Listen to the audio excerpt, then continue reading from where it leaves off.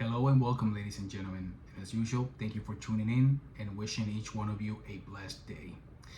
So, before we start, I want to give an apologies. The reason behind that, a few days ago, I uploaded a video on the CZP07. Well, I had some microphone issues during that recording. I had already uploaded the video, and yes, like I described, I had some audio issues.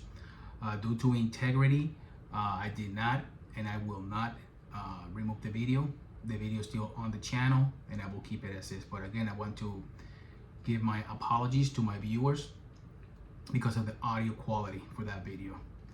I will try to work hard to avoid that from happening in the future. Please, your comments are always welcome and your feedback is always welcome, and I greatly appreciate it. Okay. Now, for today's topic, table review. We have here a handgun that has been twice on my safe. It became once available back in 2010, if I'm not mistaken. I sold it and I got it back again in 2025. So before we proceed, empty handgun, it is cleared. What do we have here, ladies and gentlemen? Well, we have a subcompact or micro, I will call it, Bersa. This is the Bersa Thunder in 380, but this is the CC model for concealed carry. My first purchase back then, it was a Bersa Thunder, just a standard one, and I remember that it had a black or a bluish upper with a silver, if I'm not mistaken, lower.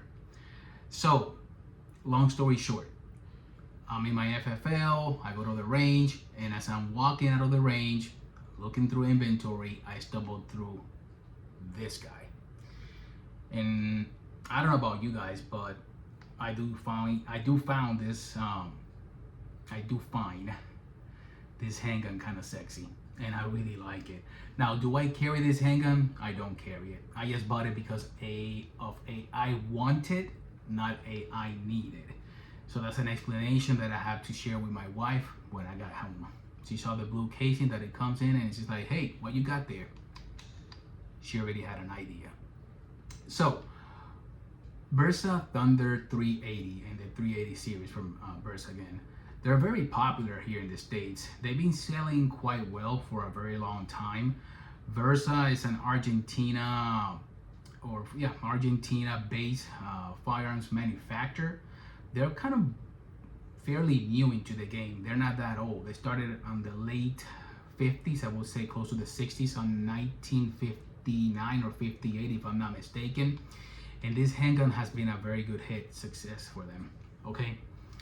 Again, they have the Bersa Thunder 380 and single stack. They have a Bersa Thunder as well with a double stack. It's like a combat. So instead of carrying your standard capacity of 7+1 or 8+1, this is more of a capacity base. I don't know the exact figures for the double stack one, but I can definitely share details as to this guy right here. So, Bersa Thunder, either in this case, the CC, the compact carry version. Okay, so we have a single stack 380. This one, I started the video just for demonstration because it has that pinky extension. This is an aftermarket one, and we'll get into details about this aftermarket magazine. It's a 7+1 in the chamber of 380. Single action, double action with a decocker safety. So you put the decocker down, he drops the hammer. As you can see, now the decocker stays down on the rear position, meaning that it will be a safety. And if you want to go back into action, if you have a live round in the chamber, you just put the safety up, and as you can see, you're good to go in that double action shot. This handgun, as described, is double single action, meaning your first pull will be in double action, I'm not gonna dry fire this gun. I don't like to dry fire the hammer fire guns, but double action for that first pull, and it's kind of smooth, to be honest with you guys. Not a bad trigger at all. Once you fire that first shot, the firearm will go ahead and cycle, and once in cycle, single action right there. Pretty crisp single action as well. Not heavy. I would say about close to 4 to 4.5 pounds actually. It's not bad at all. Now, this handgun has a nostalgia to me because it reminds me kind of a Walther PPK. Is it a Walther PPK? No, it is not. But I can tell you that I have shot previously the Walther PPK series, and this handgun, to be honest with you, it's, in my personal opinion, shoots better. I enjoy the trigger better. The actual ergonomics of it as well, and it's pretty darn good. So again, we discussed being double action, single action, safety decocker. Now, another thing. This handgun from the manufacturer, it comes with a magazine disconnect. So what does that mean? If you have a live round in the chamber or empty chamber, regardless, but let's pretend you have a live round, magazine in, double action first shot or single action, regardless. You see, it will fire with the magazine in. From the manufacturer, with the magazine disconnect, if the magazine would be out, whether it's double action with a live round or in single action, and you press the trigger, it will not fire. I removed the magazine disconnects. I don't like magazine disconnects on my guns. So as you can see, I have the hammer exposed right here in single action. Magazine is out. I'm gonna go ahead and dry fire just for this video. It fired. Why? As described, I removed the magazine disconnect. Pretty easy process. It takes you nothing but about probably 3 to 4 minutes. Nothing difficult. Now, aftermarket magazine. This is a Pro Mag. Yeah, some people do complain about aftermarket magazines bringing bad reliability into this handgun. So far, I have shot about 200 rounds with this magazine. I haven't had any issues at all.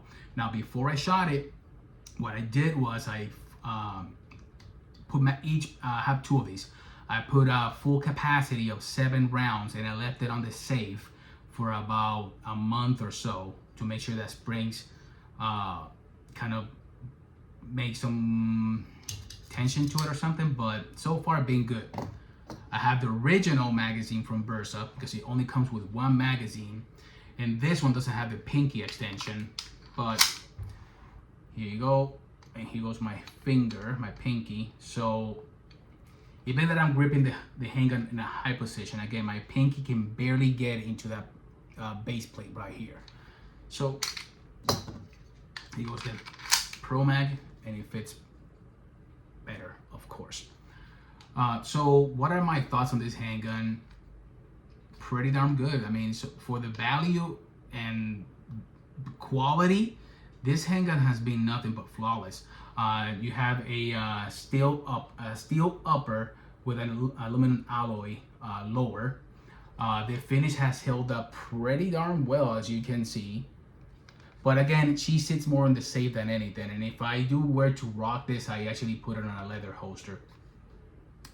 Let me see, the hammer.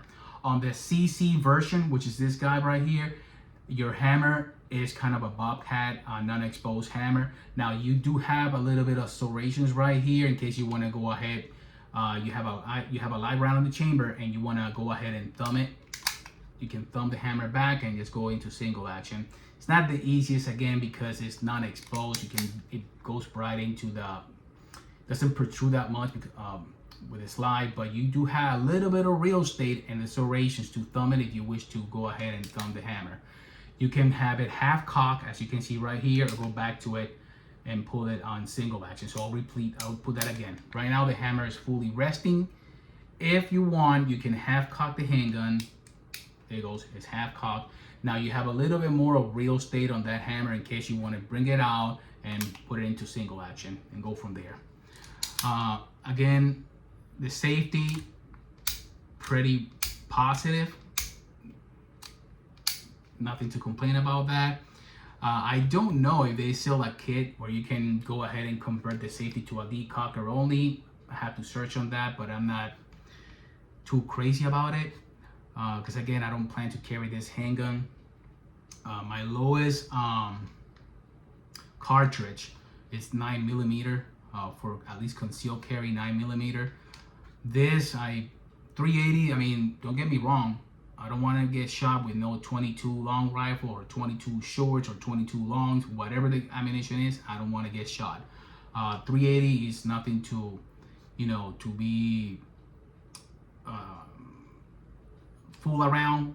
380 can still get a job done. Don't get me wrong. There are some channels out there like Grand Thumb and other individuals that present ballistic performance on 380. So again, we have a kind of a curved trigger right here. It is feels like steel, and it's kind of a combat style trigger. It feels good. Again, that double action, it is pretty smooth. I feel better than the Walther PPK, to be honest with you guys. The grip is plastic. You got some serrations right here on the back. The front, there's no serrations, just flat. But again, you got your finger groups, so that helps quite a bit there. Again, this finger groups, to my understanding, is only on the CC version, and I don't know. I think they may be on the combat version as well. So, what are your thoughts on the Bersa Thunder 380? Whether it's the standard 380 or the 380 CC. Something else, sights. Sights are very, very, very minimum. Now, can they get the job done? Absolutely. If I were to go ahead and present, I can definitely get real estate on those sights with vision and get into target. They're very low, actually. You can see that very, very low. But again, it's a concealed carry handgun to avoid any snag with closing. The magazine release is a little bit on the odd position, just like the Walther PPK. Is it like the Walther PPK? I don't recall right now, but in a very kind of a little bit of an odd position with medium-sized hand. You may have to tilt it a little bit to eject. That's the only way. I mean, unless you have bigger hands, you can reach it no problems at all. But me, I have to tilt, and there you go. Yeah, so far, good. Takedown on this handgun, not bad. Magazine out, make sure the handgun is unloaded, safe position. Right here you have a takedown lever. As you can see, this is a blowback, by the way. We'll see that in a minute. You press this lever. Right here you can see, press the lever forward. Once you press it forward, push a little bit back, tilt up, and we're out. That's it. This slide has a firing pin safety right there. As you can see, not bad at all. Good construction, solid. Barrel, still as a fixed barrel. Again, blowback. You just have the spring right here. Make sure the spring has two orientations, a bigger one and a smaller one. The smaller one goes in the barrel. To assemble it back again, push right there. Your takedown lever. There you go.